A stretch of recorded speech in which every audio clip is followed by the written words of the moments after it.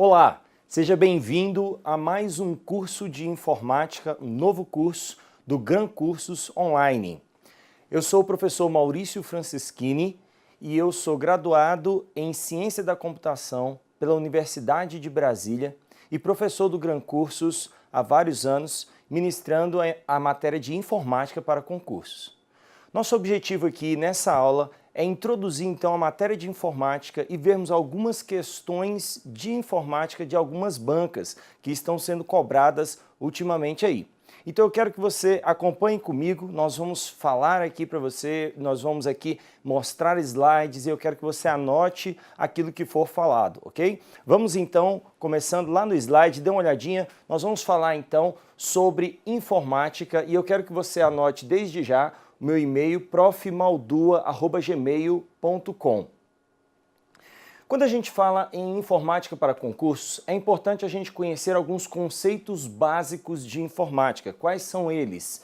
E dentre esses conceitos, já um dos mais lembrados, que são a base para tudo aquilo que a gente vai estudar daqui para frente, é a diferença entre hardware e software. Você está vendo aqui que hardware é esse conjunto aí de equipamentos que são peças físicas. Portanto, o hardware é tudo aquilo que é físico, tudo aquilo que é palpável, tudo aquilo que você consegue pegar. Então é a parte física do computador. Isso é o hardware. Já a parte lógica do computador é chamada de software. E o que é a parte lógica? Então lá na imagem você tem aí uma ilustraçãozinha. Então você tem aí vários tipos de software que você está vendo, as logomarcas de vários softwares do mercado. E nós temos então o seguinte, o software ele vai ser instalado no hardware. O software é algo que vai estar dentro do hardware e ele vai ser algo lógico. Quando a gente fala que é algo lógico, é algo que não é palpável, é abstrato, mas você está vendo, você consegue clicar num botãozinho que é um software, você consegue ver uma animação do software e assim por diante. Muito bem, mas é importante a gente ver alguns exemplos. Então vejamos aí na tela alguns exemplos de hardware e de software. Quando a gente fala de hardware, é importante a gente conhecer alguns tipos de hardware. Por exemplo, nós temos o tal de mainframe. Mainframe é um computador de grande porte. Os mainframes são aqueles computadores que são usados em grandes corporações como bancos, né? Nós temos aí na Caixa Econômica Federal, nós temos no Banco do Brasil, lá no data center dessas empresas, nós temos um conjunto de servidores de grande porte e esses servidores são chamados de mainframe. É uma arquitetura totalmente diferente e desconhecida de muitos de nós, né? Muitos de nós não conhecemos essa arquitetura, mas é bem diferente do que aquilo que a gente está acostumado no dia a dia. Porém, olha mais um tipo aí de hardware que nós temos. Vejamos lá na tela, temos também o PC, que é chamado de Personal Computer, ou também computador pessoal. Os PCs são, então, os computadores que foram fabricados, que foram criados para serem usados por nós, usuários finais, e não pelas grandes corporações para um grande processamento de dados. São computadores para nós, usuários finais. Mas quando a gente fala personal computer, o que vem na mente são aqueles computadores de mesa, são os chamados desktops, computadores de mesa. Com o tempo, a necessidade de mobilidade trouxe para nós uma nova geração de computadores. Olha lá na tela então, nós temos os notebooks, que são computadores portáteis. Eles têm praticamente a mesma arquitetura dos PCs desktop, mas eles são portáteis, eles podem ser manuseados aí, levados para cima e para baixo e podem ser conectados em redes móveis e assim por diante. Então esses são os notebooks também chamados de laptops. Não é muita novidade, né? Muitos de nós conhecemos isso, já usamos isso, temos isso. Mas nós estamos também numa geração de mais tipos de hardware. Veja aí na tela, nós temos mais um tipo de hardware que são os tablets. E aí, dentro dos tablets, nós encaixamos aí, né, o iPad, o Galaxy Note e vários outros aí. Tem gente que quando vai comprar um tablet, a pessoa vai e fala, você vai comprar um tablet? Não, eu não vou comprar tablet, eu vou comprar um iPad. Gente, o iPad é um tablet, na verdade, né? O iPad é um tablet, assim como os outros tablets, ok? Então, o tablet, o que ele é? Ele é, de certa forma, um microcomputador. Ele tem processador, ele tem memória de armazenamento, ele tem memória de processamento, ou seja, ele é um equipamento computacional. Tá? Só que ele ainda é mais portátil do que um notebook. Por quê? O tablet, na verdade, é só a tela.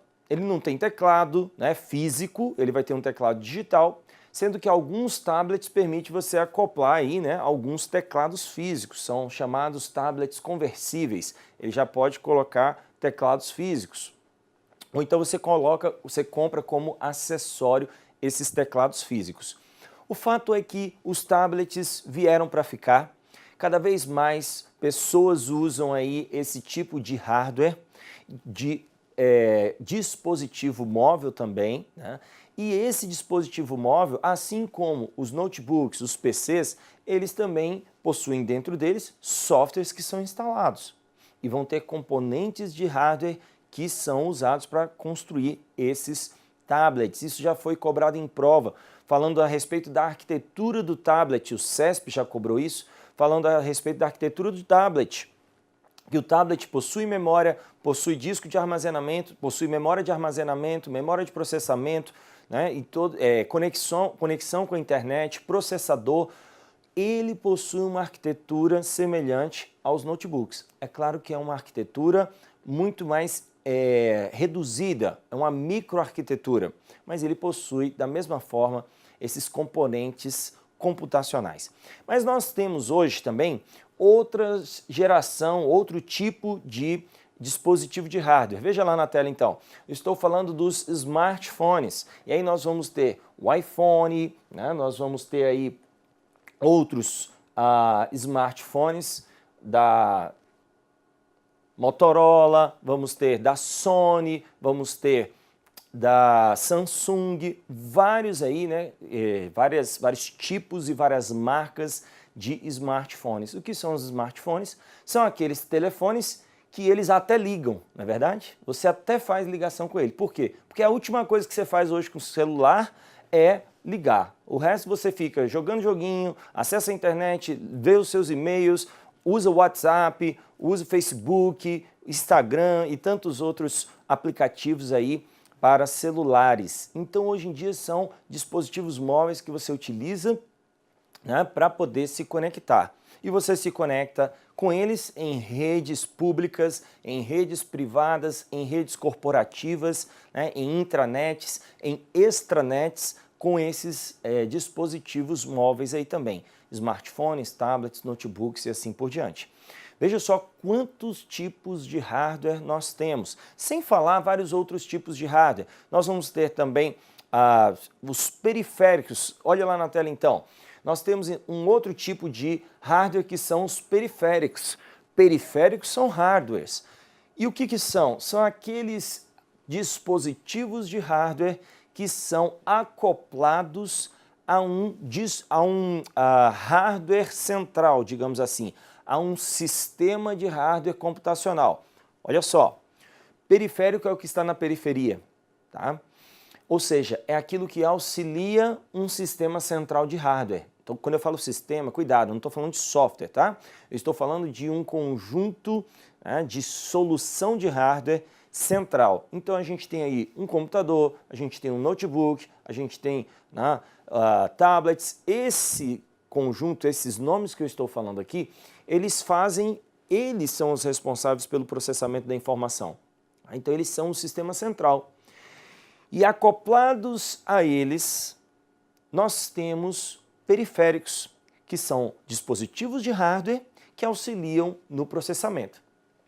E, portanto, nós temos aí quais tipos de periféricos? Como está escrito ali, né? Impressoras, né? Nós temos aqui as impressoras, é um tipo aqui de periférico, mas nós vamos ter webcam, scanners, microfones, fones de ouvido e tantos outros tipos de periféricos que são dispositivos de hardware também. Tá? Então, veja só, Hardware podem ser várias categorias de dispositivos, tá bom? Então isso que é o hardware. A parte física, né? É a parte física daquilo que processa, do sistema computacional. É aquilo que você pega, aquilo que você segura com a sua mão. Então, vamos lá, isso é o hardware. Agora vamos falar um pouquinho de software. Vejamos aí alguns tipos de software. Eu quero que você veja lá na tela então. Olha lá. Tipos de software que nós temos, né? Um dos primeiros tipos aí, eu diria talvez os mais importantes tipos de software que nós temos são os sistemas operacionais. Alguns nomes de sistemas operacionais que eu quero que você anote: Windows, Linux, Mac OS X, tá? Esse Mac OS X, na verdade, é Mac OS X. Android, e tantos outros sistemas operacionais. Eu poderia citar o Unix, poderia citar o Mac iOS, que é para os dispositivos portáteis da Apple, e assim por diante. Então veja só, eu tenho o hardware, mas para que o hardware funcione, para que o hardware faça alguma coisa ou processe alguma coisa, eu preciso do software. E a analogia que eu gosto de usar aqui é a seguinte, com relação a sistemas operacionais, fazendo a diferença. O hardware é como se fosse o corpo. O corpo humano, ele é a parte física do ser humano. Então nós temos isso, a parte física nosso corpo, a gente pega, né, é a parte palpável do ser humano. Só que o corpo, para ele poder ter alguma utilidade e fazer alguma coisa, ele precisa de alma. E o sistema operacional, os sistemas operacionais são a alma do computador. Tá? Sistemas operacionais são a alma do computador. Por que isso? Porque são os sistemas operacionais que dão vida ao computador. Sem o sistema operacional, aquele computador não ia funcionar, não ia ter utilidade nenhuma. Mas o que faz o computador ter vida, apesar dele ter memória, processador, várias coisas, placa-mãe, mas para ter vida, ele precisa de um sistema operacional. E aí nós temos vários tipos de sistemas operacionais. Nós vamos ter, como eu falei, o Windows, que é da Microsoft, que é um sistema operacional proprietário da Microsoft. Mas nós temos também o Linux, que é um software livre, que é um outro tipo de sistema operacional. Você instala ele no computador, assim como instala o Windows no computador. Importante você saber aqui uma dica. É possível instalar mais de um sistema operacional em um mesmo computador. Isso significa que eu posso instalar o Windows e o Linux em um mesmo computador. Quando isso acontece, nós chamamos de dual boot, ou seja, ele pode carregar mais de um sistema operacional. Por quê? Porque ele pode fazer mais de um boot. Ele pode carregar o Windows ou carregar o Linux. Boot significa o carregamento do sistema operacional ou a inicialização do sistema operacional. Boot é isso, tá? Quando você ouvir essa palavra boot, B-O-O-T, boot, significa o carregamento do sistema operacional. E quando eu tenho mais de um sistema operacional instalado, a gente chama então de dual boot, porque eu posso escolher qual sistema operacional eu vou carregar. Muito bem, então nós temos aqui o Windows, nós temos aqui o Linux, o Mac OS da Apple, que é o sistema operacional da Apple para os dispositivos da Apple, né? Para o hardware da Apple. E aí você vai instalá-lo no MacBook Air e assim por diante. Android, que é um sistema para celulares, né? É um sistema operacional, então você já pensa o seguinte, olha só, o Android é para rodar em celulares. Então, é um sistema operacional para dispositivos móveis. Então, eu tenho sistemas operacionais para dispositivos móveis e tenho sistemas operacionais para computadores, notebooks e assim por diante. Tá certo? Então, tem diferença? Tem uma certa diferença. Mas aí você percebe que um dispositivo móvel como o tablet e o smartphone, né, o celular, eles são então o quê? Um sistema computacional, que tem processador, que tem memória e que precisa de um sistema operacional para poder funcionar, para poder existir, digamos aqui, ter uma funcionalidade, sistema operacional. Muito bem, nós temos outro tipo de software aí, pacotes de escritório. Pacotes de escritório são um conjunto de softwares, um conjunto de programas que servem para você realizar trabalhos do dia a dia em um escritório, como, por exemplo, redigir um texto, fazer uma planilha de cálculos, fazer uma apresentação de slides para uma reunião e assim por diante, enviar e-mails e assim por diante. Então nós temos aí pacotes de escritório que nós temos dois nomezinhos que eu quero que você memorize, porque esses nomezinhos caem em prova. E o primeiro deles é o Microsoft Office e o segundo é o LibreOffice. Veja bem, nós vamos falar ainda aí, né, nesse novo curso aqui, nós vamos falar então alguma coisa sobre o LibreOffice, para você conhecer a respeito desse sistema operacional que está sendo cobrado em prova.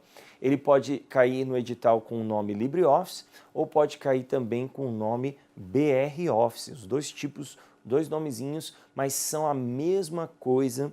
E eu quero que você assista a continuidade desse curso aqui para você ver, para você entender. Eu vou falar sobre o histórico do LibreOffice, eu vou falar por que hoje ele se chama LibreOffice, por que ele se chamou BROffice, por que era OpenOffice e assim vai, você tem que entender isso. Você vai entender a compatibilidade entre LibreOffice e Microsoft Office. Lembrando o seguinte, olha lá na tela, nós temos o Microsoft Office, que é da Microsoft. Esse aqui é da Microsoft, que é, então, criado aí o sistema operacional, o pacote de escritório, que foi criado, e é importante você saber o seguinte, embora ele tenha sido criado pela Microsoft, hoje o Microsoft Office, ele tem a versão para o Windows, sistema operacional Windows, e tem também a versão para o Mac OS X, tá bom? Isso é possível aí, você já tem aí no mercado, né, o Mac OS X aí, você já tem o pacote Office da Microsoft para ele. Muito bem. E aí nós temos o LibreOffice, nós temos outros pacotes de escritório. Por exemplo, não está escrito ali, mas tem também o Lotus Symphony. Lotus Symphony é um pacote de escritório gratuito também para software livre para ser instalado em ambientes Windows, Linux e Mac também. Olha só que interessante. É um concorrente do LibreOffice, feito pela IBM. A IBM aí concorrendo então com a Oracle, que a gente vai ver já já, que é o fabricante do LibreOffice, né? A IBM do Symphony, Lotus Symphony e a Oracle, perdão, a Oracle foi até o do BROffice. LibreOffice, eles ficaram independentes aí, né? Racharam com a Oracle e fizeram um novo projeto, por isso que mudou o nome. Vamos falar sobre ele já já, tá bom? Veja lá, nós temos também na tela, temos também ali, ó, navegadores, que é um outro tipo de software. Nós temos aí navegadores. Antes de você ler os nomezinhos e anotar, olha aqui para mim. O que são os navegadores? Importante você saber isso. São chamados também de browser. Olha como escreve lá na tela. São chamados de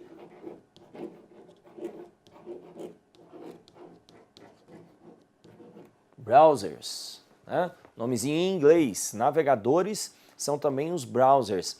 Mas tem um outro nome que nós damos para este tipo de software. Esse nome cai em prova, esse nome não é muito comum. No dia a dia a gente não usa esse tipo de nome, que é chamado de cliente web. Os clientes web são a mesma coisa que navegadores e a mesma coisa que browsers. Então muitas bancas estão cobrando aí, SESGRAN-Rio, CESP, FCC, cobrando esse tipo de nome, clientes web. Cliente web não é uma pessoa, cliente web é um software que permite acessar páginas web na internet ou em uma intranet também. Nós temos páginas web na internet que fica na World Wide Web e eu tenho web em uma intranet que vai estar em um servidor. E nesse servidor local aquela web foi criada ali e tem disponibilizado página web naquela intranet. Nós vamos falar depois neste curso, nós vamos falar, talvez não nessa aula, mas neste curso nós vamos falar sobre intranets, extranets, VPN, backbones, tá? Então é importante você continuar aí no nosso curso, vendo então o que nós temos para aprender. Mas voltando aqui aos navegadores, nomezinhos aqui que eu quero que você anote, olha lá na tela. Nós temos aí o Google Chrome, um dos navegadores mais cobrados hoje em prova, é importantíssimo se você ainda não tem no seu computador, baixe, faça o download dele, baixe esse navegador na sua máquina, ele é muito bom, é muito leve, é muito prático e muito seguro. Mas nós temos também o Mozilla Firefox, também muitas questões de prova sobre isso aí, né? Nós temos de várias bancas, Internet Explorer, Opera, Safari, importante você saber que esse Safari aqui é da Apple, isso aqui já foi cobrado em prova, ele é o navegador, é o browser da Apple, o Safari é o browser da Apple. Então nós temos esses conceitos básicos aqui, fazendo a diferença entre software e hardware, que são então conceitos muito simples, muito básicos, né, que nós temos aí que se preparar para a prova. Veja bem, eu quero que você olhe aqui mais um pouquinho de software, olha só, olha lá na tela agora. Vamos falar sobre as ferramentas. O que nós vimos? Nós vimos sistemas operacionais, nós vimos pacotes de escritório, nós vimos navegadores, mas temos também outros softwares que são ferramentas. Que tipos de ferramentas? Nós vamos ter, por exemplo, desfragmentador de discos, nós temos ScanDisk, nós temos backup, olha só, esses três aqui que eu acabei de falar, todos eles estão relacionados a ferramentas de disco.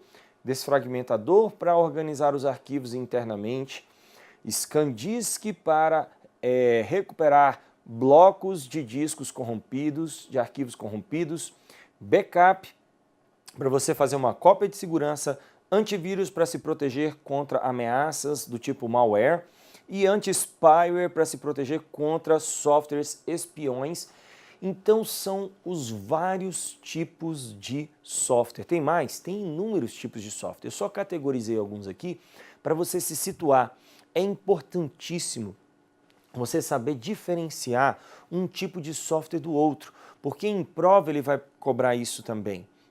Muitas vezes ele vai cobrar de um nome de um software e categorizá-lo em outro tipo de software.